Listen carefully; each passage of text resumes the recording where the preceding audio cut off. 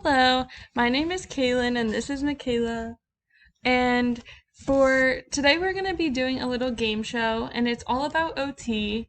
The first few questions that we have are just about OT briefly, such as what we do, where we can work, and then we go in and ask some questions about various adaptive equipment.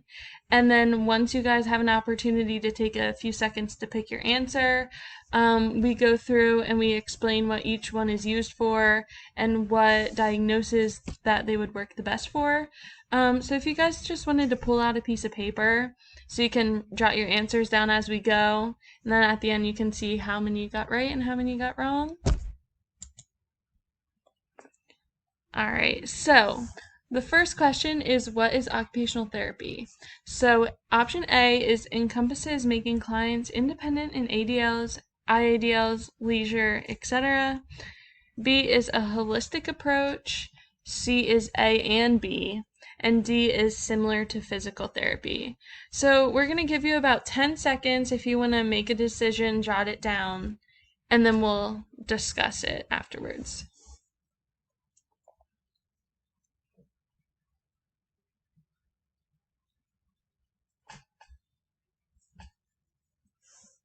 All right, so the correct answer is actually C.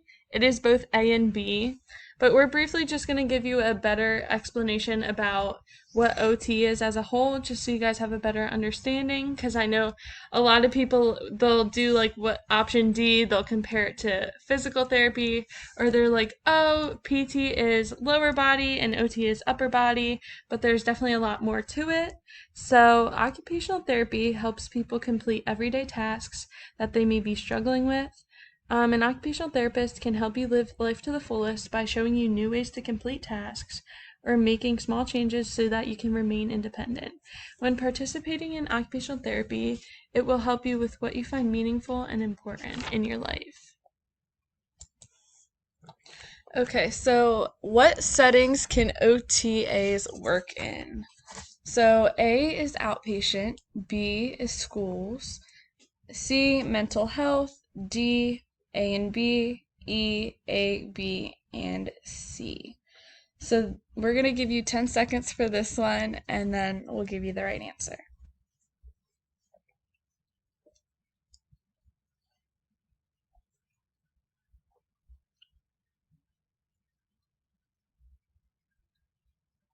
Okay, so the answer to this one is E. We can work in inpatient, acute care, long-term facilities, really pretty much anything. So we like to focus on the patients holistically, and then that kind of makes them more well-rounded and independent. All right, so the next question. This is where we get into some of the adaptive equipment. So we're just going to have you identify them, and then we have a video of how we use them, and we'll just explain again how we use them and who they are used for. So the first one, what is this equipment called? A is a shoe aid, B is a shoe horn, C is a sock aid, and D is a calf raiser. So we're going to give you about 10 seconds here again if you want to just think of your answer and jot it down.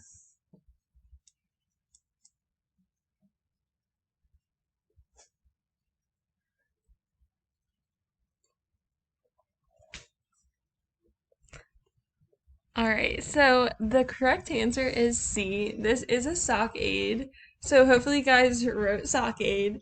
This is used for people who are unable to get their socks on without any assistance, whether they have poor balance, if they can't reach that far. So a few people that this would be good for is people who have certain precautions after surgeries. So some people that may have like a back surgery or something, this will help prevent breaking their precautions. This is good for people who just want to increase their overall independence. And then also for people with poor balance, this will help them prevent falls, as they could do this while they're sitting down on their couch, at the edge of the bed, etc. And then this is just a video of how one is used. So you'll just put the sock on, and you want to pull the sock all the way up.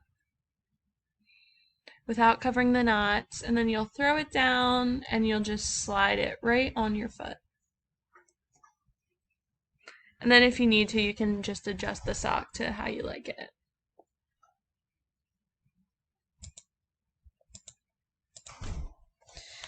Okay, so this for the next one of what is this equipment called? A flat plate, B, a built-up plate, C, a dish, or D, round surface. And then we're going to give you 10 seconds.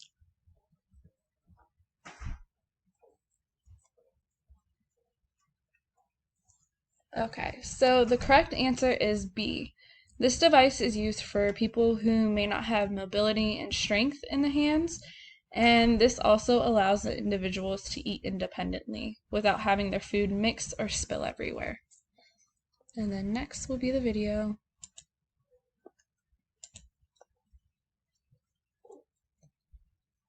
And then as you can see, they have the ledges so that the food is not spilling off to the sides. Okay.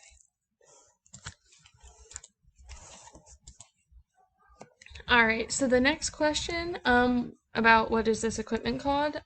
Option A is a weak-handed utensil, B is a weighted utensil, C is both D and B, and D is build-up handle utensil. So we're going to give you about 10 seconds here.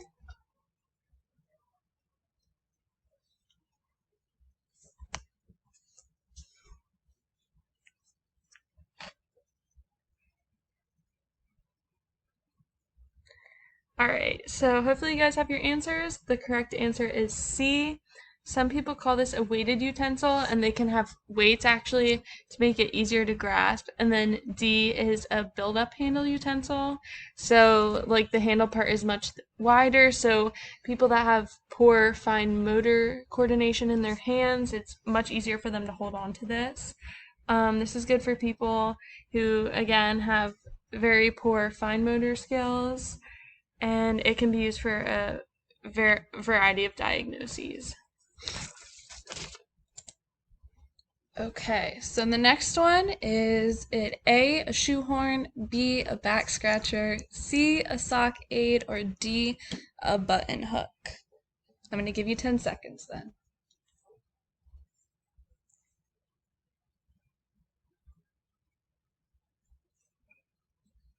Okay, so hopefully you all chose A, a shoehorn, and in the next video we're going to show you how this is used. So this device is used for people who need assistance putting on their shoes. Whether it's a lack of balance or poor motor skills, it helps prevent falls as well as increase their independence, and it also helps with precautions after surgery.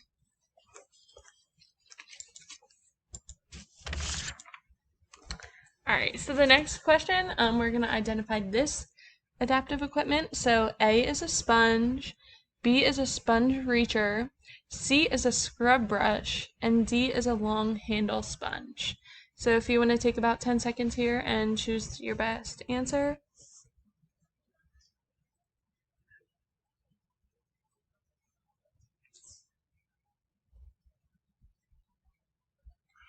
Alright, so the correct answer is D. So this is used for people in the shower while they're washing their body, whether they have poor balance, if they're not very flexible. This will help them clean areas that they may not be able to reach on their own. They could even use this sitting down on like a shower chair so they could reach their feet without having to bend down or lose their balance. This can be very helpful for many people. And then this is just a quick video here, so able to reach back and wash my back, and then I could sit down and use it to reach my legs and my toes.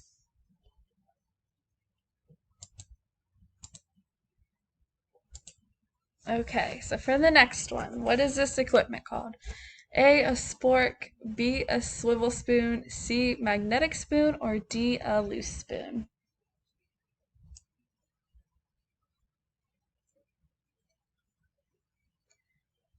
Okay, so the correct answer is B, a swivel spoon.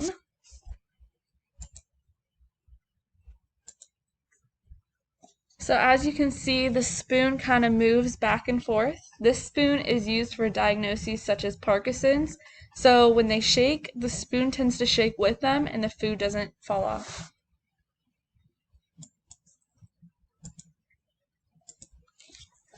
All right, so the next question, identify this equipment.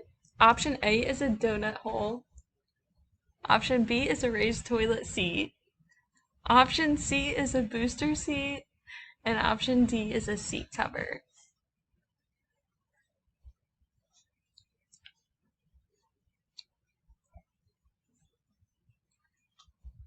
All right, so the correct answer is B. So the next slide is going to have a video. This you're going to place on top of the toilet seat. So for people who cannot squat down as far, or people who have just gotten surgery to help prevent breaking their precautions, this is used. This is used in hospitals or outpatient, or some people this is also sent home with them so they can put this on their toilet seat at home.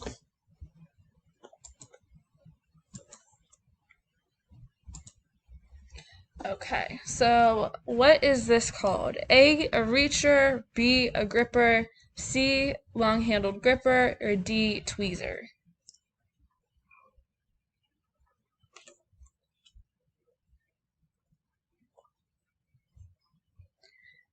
Okay, so the correct answer is A, it is a reacher. And then the video. Okay, so this is for increasing mobility and it allows one to reach without getting up. So if someone is in a wheelchair, this allows extra reach so they can stay seated, and it also prevents falls from excess reaching. This is also used for precautions as well.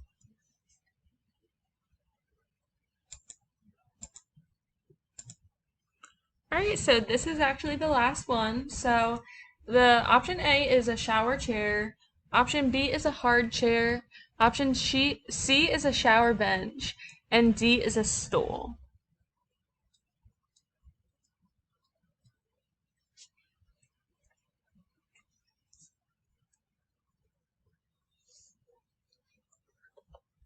All right, so the correct answer is A.